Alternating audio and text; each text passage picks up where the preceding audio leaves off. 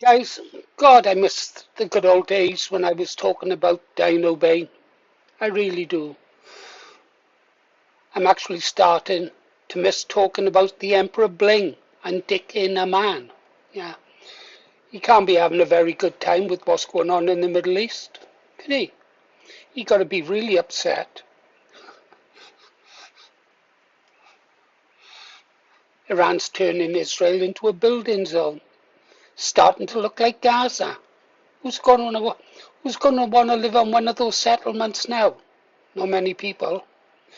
Yeah, and I know it's Dino Bane, but I like calling him Dino Bane.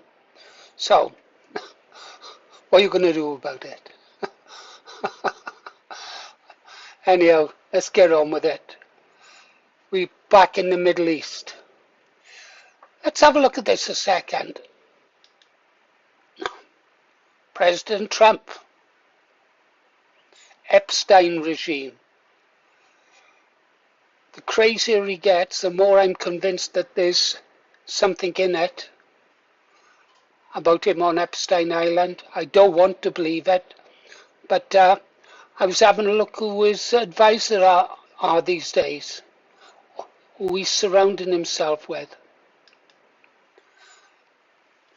People who watch what's happening in America recognize that face. It's the homosexual fanatical Zionist Lindsey Graham. He's a senator from, I think it's South Carolina. There isn't a country in this world that man doesn't want to bomb or invade. Oh, there's one, Israel. Let me get these on, my eyes are playing up. That's better. Right. Megyn Kelly here is revealing a bit about him. Let's get to the bit I wanted to show you. Oh, first, yeah. They were celebrating the death of those 175 young girls dead in Iran.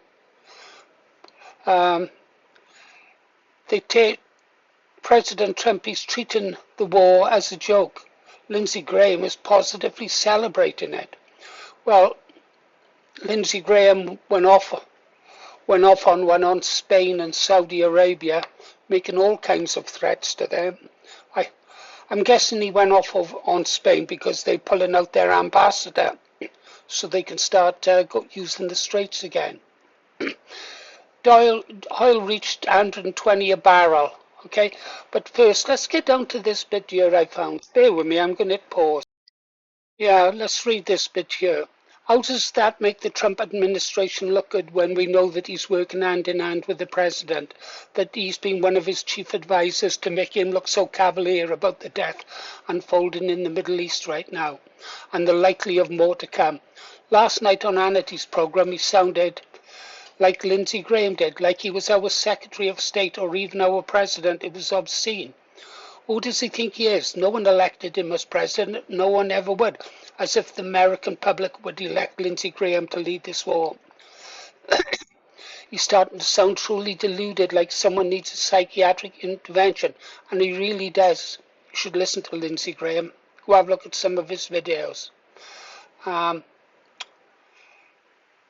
I don't care about you, I'm with Israel. You are an American senator representing the interests of South Carolina. Who put you in office, sir? You don't work for Israel, Lindsey. Someone needs to reel him in, and he needs to be absolutely nowhere near the president's orbit.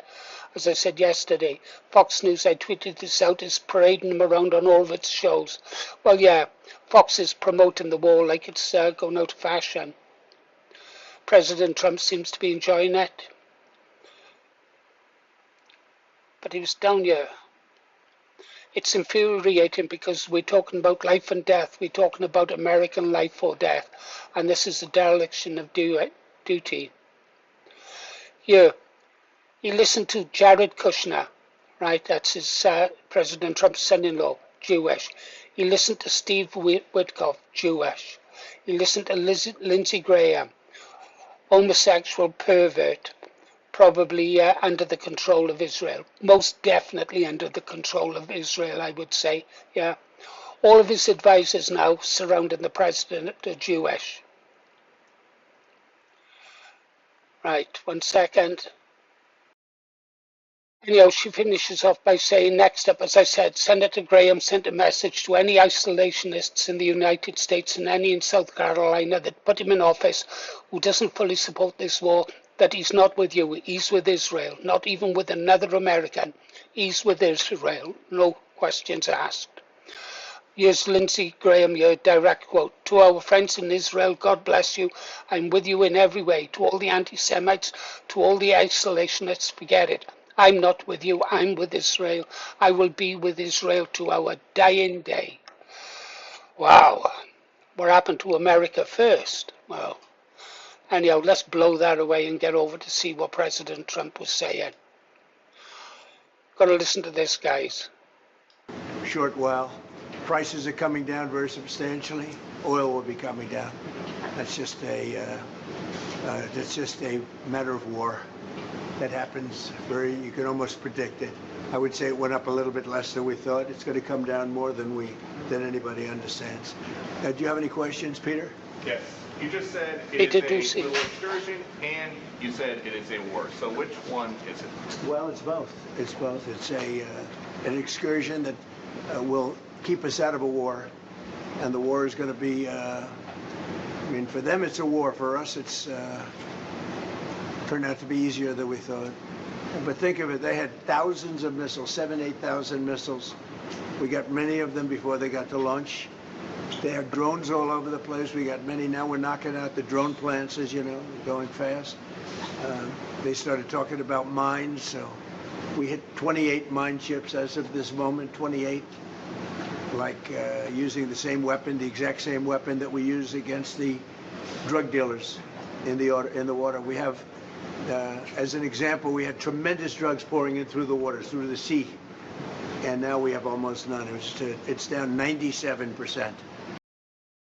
Okay. That guy is lying to the world. He literally is lying to the world. First of all, oil prices. Yeah, they went up to $120 the other day. Let's see where they are now. Yes, oil prices do dip, but at the start of the conflict, oil was $70 a barrel. It's topping $100 again. I think it rose to 120 earlier on today. And it's go up and down as markets do. It's how they operate. So he's not quite telling the truth there, is he? And if there's no missiles left, yeah, who's doing this? Military base house and British troops attacked, yeah. And over here, they're starting to wake up to the fact that they are starting to lose. They lost. They declared war, if you like, or went to war. Yeah, they begin to recognize now that actually Iran isn't going to be a pushover. And you wait until you see the last bit of news I've got for you. Okay? And yeah, Houston, we have a problem. Iran war not going as well, that well as oil prices rise, yeah? Houston, we have a problem. Famous line from Apollo 13. I don't know, I was around for Apollo 13. Glad they made it back. They did get back safely. I think they were the second or third planned landing on the moon. If that happened. I don't know. And, well, they made it back to Earth safely, thank God. Yeah. So, you can see that they're now having doubts about whether America and Israel are going to prevail. And I don't think Israel and America are. America's going to have to come home with its tail between its legs, and the world regrettably laughing at it. Well, they brought it on themselves. Right. Now, there was another advisor asking for ships. We have a very large navy. We're going to have a war with Iran. We should be aggressive and sort about using our navy. And where is it? Well, the thing is, the navy is saying that they won't be ready to escort tankers through the Hormuz for weeks. That's a lie. They've got no intentions of escorting them. They know what would happen to those ships if they tried it. Well, as you say over here, US will never risk sending its navy to open up the Strait of Hormuz. Someone who knows what's happening over there. Yeah, and I told you in yesterday's video why it couldn't be done, much as they wished. All right, let's see if we can wrap this up now, because there's so much news going on over there. I was just having a look here. The kind of news. Iran head of Mossad network arrested. Right, that's the story we go to. Iran is far from beaten. This war may be far harder than Washington imagines. US F-15 shot down in southwest of Tehran. Now, if you remember at the start of the video with President Trump, everything's flower and roses, isn't it? Everything's tickety-boo and wonderful. If that's the case, why did Iran just say this? Iran lists 3 conditions to end war with US-Israel. Yeah.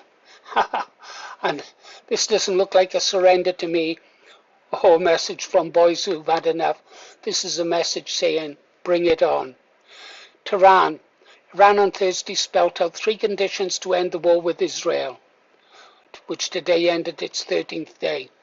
Every day the war goes on, more and more defense missiles around military bases and around Israel are exhausted, and they're not easy to replace. Yeah, pretty soon it'll be game over. Talking to X, Iran's president said he reaffirmed the country's commitment to peace by talking to Russia and Pakistan. He said the only way to end the war that has been ignited by the Zionist regime and US is by recognizing Iran's legitimate rights, which means they can do what they like in their own country. Secondly, by payment of reparations, presumably for the damage that's been done, some sort of financial compensation to the families of the people they murdered in their attacks. And third, a firm international guarantee against future aggression. Now, seriously, can you see America doing any of that? Can you? That's not a deal. Those are surrender terms. Yeah. So the war's going on. Iran knows that those terms will be rejected, and day by day they'll bleed America dry and Israel dry of their defense weapons, and then that'll be the end of Israel. Might even lead to the end of America. Okay, guys, let's go back to our bunker. There, it's out the way. I feel better now I've got this Israeli stuff off my chest. And again, sorry guys, we were going to go over and watch the Paint Dry channel, wasn't we? You'll have to wait for that for the next one. I don't know if I've missed anything today. See you on the next one, guys. You've been listening to Paul Morris, The Green Arrow.